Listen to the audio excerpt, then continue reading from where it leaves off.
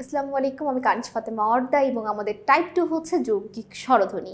যৌগিক স্বরধ্বনি বলতে কি বোঝায় সেটা যদি একটু বলে দিই, সেটা হচ্ছে আমাদের মৌলিক স্বরধ্বনি হচ্ছে যেটাকে ভাঙলে আর কিছু পাওয়া যাবে না, আর যৌগিক স্বরধ্বনি হচ্ছে যেটাকে ভাঙলে দুটো মৌলিক স্বরধ্বনি পাওয়া যাবে, অর্থাৎ যাকে ভাঙা যায়। তো আমাদের বাংলায় যৌগিক স্বরধ্বনি হচ্ছে দুটি, ওই এবং ও, যেটা আমরা সামনেই পেয়ে যাব অনেকবার।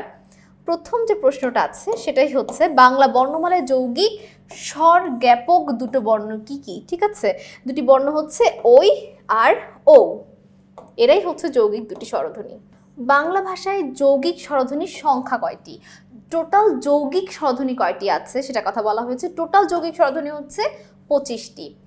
যৌগিক স্বরধ্বনি কোন দুটি? ঠিক আছে, আমাদের যৌগিক এখানে স্বরধ্বনি হিসেবে কোন দুটাকে আমরা বইয়ে পেয়েছি সেটা কথা বলা হচ্ছে, বা স্বরবর্ণ হিসেবে, অর্থাৎ এটাকে কিন্তু দ্বিস্বর বলে।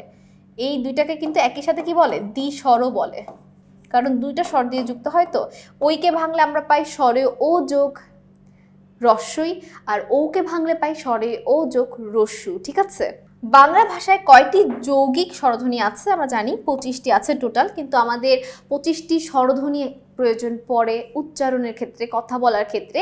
কিন্তু যেহেতু আমরা স্বরধ্বনি লিখিত রূপ স্বরবর্ণ হিসেবে ওই এবং ওকেই পেয়েছি, তাই এটাকেই কিন্তু বেশিরভাগ ক্ষেত্রে আমাদের প্রশ্নে দেখতে পাচ্ছি যে নিচের কোন দুইটাকে কাউন্ট করা হচ্ছে। দেখো, বাকিগুলা কিন্তু লেখা সম্ভব না, কারণ তাদের তো কোনো লিখিত রূপই নেই।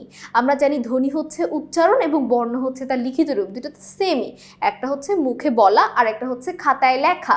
তো আমি যখন পরীক্ষার প্রশ্নে খাতায় লিখতে যাব, সেক্ষেত্রে তো আমি বাকি 23টা লিখতে পারবো না, কারণ ওদের তো নিজস্ব কোনো লিখিত রূপ নেই, এদের তো কোনো বর্ণ নেই। বর্ণ আকারে শুধুমাত্র ওই এবং ও পাই।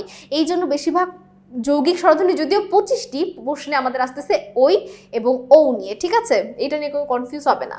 এরপরের প্রশ্নটা আমার খুবই পছন্দের একটা প্রশ্ন, নিচের কোনটি যৌগিক স্বরধ্বনির উদাহরণ? সেটা হচ্ছে আমাদের শিউলি। শিউলি হচ্ছে আমার আম্মুর নাম, এই জন্য এই প্রশ্নটা আমার খুবই পছন্দ। ঠিক আছে, তো সকলকে অসংখ্য ধন্যবাদ আমাদের সাথে এমসিকিউগুলো করার জন্য। আসসালামু আলাইকুম।